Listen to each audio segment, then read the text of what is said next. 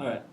So I watched these two TED talks for my developing world class, and one of them was entitled "One Century's Greatest Injustice," and the other one was "The Magic Washing Machine" by Cheryl Wooden and Hans Rosling, respectively. And you know, Cheryl, she talked about this this girl in real China, because when we think of China, we think of like the I don't know, the touristy spots, um, the common things, the most interesting places, Great Wall, the Tenement Square, all that stuff.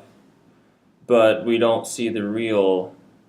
We don't know the real China. We don't know what it's like to live there, what poverty level's like, what the style of living's like, and she talked about, and I'm gonna butcher the name really bad, but I think it's like Dai Manju, whatever. This girl, whose name is Dai Manju, and who she was going to school, she was getting an education, but she got pulled out of school because her parents said that no, we can't pay the $13 a day. No, sorry, not $13 a day, $13 school fee for the year because it's just too much money. We can't afford it. We need the money back at home.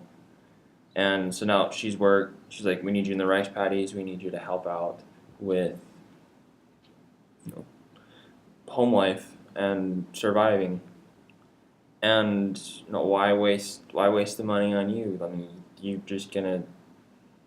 I think they're thinking you're just gonna marry and then you're gonna be working at home anyway. Why go to school? Why get a job? Why pursue that course of action? And she tied that into a lot of gender inequality, where typically it's the males who get the education, the males are the bread. The tradition that the males are the breadwinners, the males provide for the family. They do what the family needs, and then the women stay home, fulfill like a motherly role for the children. They'll take care of the house, things like that. The traditional values, and because of that, it's less and like women are either being discriminated against because of you're a woman, you can't do it, or it's they're not given the opportunity because they either like they lack the skills to do it, or it's just thought that girls can't do it because you're a girl, and one of the and then a parallel to that is the TED talk by Hans Rosling, and it's the Magic Washing Machine, and he talked about he brought in a washing machine, and he's like this is an amazing invention. I didn't have one. He's like, I didn't have one when I grew up. We got one, and it was like watching television. It was the most amazing thing ever. It was brand new thing. Nobody'd ever seen one before. Nobody even thought of owning one. But when they finally did, it became a novelty.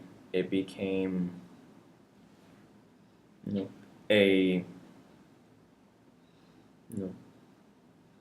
I don't know the right word for it, but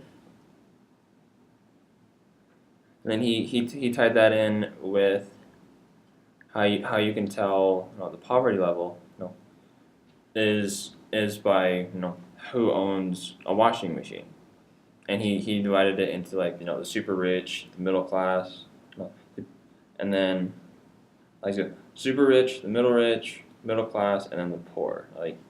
I'm generalizing, but that's there were classes that he divided it up into, and he's like these these people, because they're rich, they have a lot of things, they do a lot of things, and they're educated, things like that. But as you go down the line and go towards the people that have nothing, it's like they're still boiling water to wash their clothes in. Whereas on the other end of the spectrum, that's the least of their worries. It's something they take for granted, something that is just part of their everyday life. And one of the two things, like one of the things that they also talked about as well was gender inequality, equal opportunity for everybody, population, education, and I think one of them was actually no in my previous video that I posted, there's this African woman that I talked about, that my group talked about, and she was trying to go around and educate women and try to get them to have happiness, have a wonderful life. And one of the things, I believe that all the Hans Rosling, the Cheryl Wooden, and this African lady had in common was like, we need to educate the masses. We need to.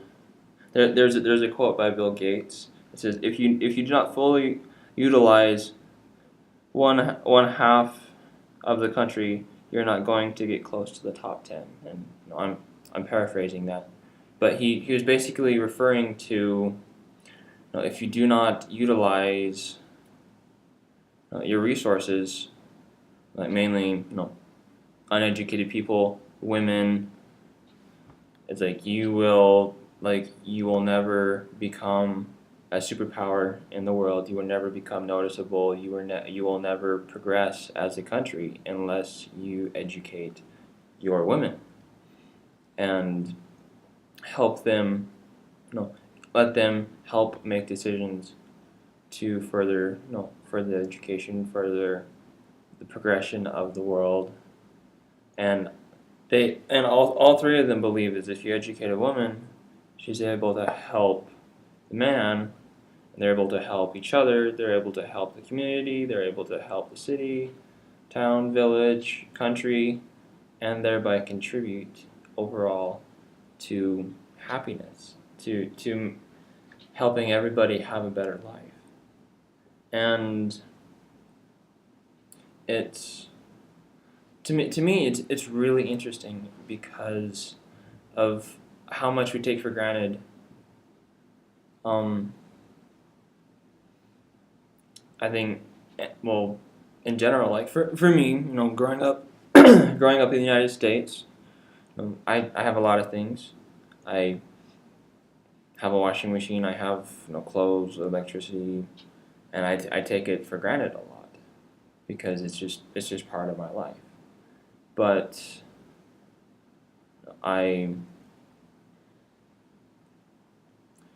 it's very hard for me to, I guess, take an active role in a lot of things because you have everybody's crying, do this, do this, do this, make the world a better place by doing this and this and this. But I have a hard time personally, being involved in that unless I experience it myself, unless I am the one in the shoes of the people that they're talking about. But I do recognize a need, and I'm going to try my best to put myself in their shoes and find out ways that gender inequality and just a better way of living can be achieved. And I hope it'll be a process, but I hope you will join in with me and realizing and utilizing the other half of our no, the other half of our country, you know, the other half of our brain, to find out ways that we can make the world a better place. Make the world a better place not just for us, but for every single one of the people that are on this earth. So please join with me.